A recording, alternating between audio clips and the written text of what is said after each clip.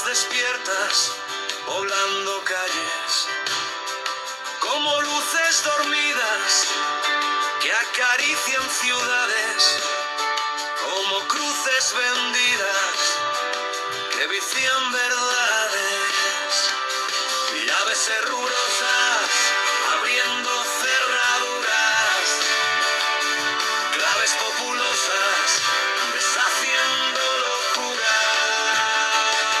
como soluciones de días pasados, como canciones vacías, debates soñados.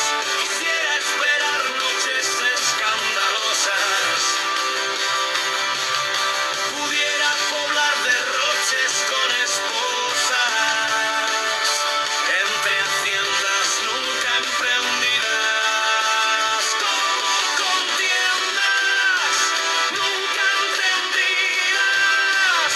Soñé quimeras de horas anunciadas, salté fronteras que atesoras con alas. Mil veces quise imaginar conciencias, con creces quise saciar inmanencias, donde sueños atesoran rendiciones,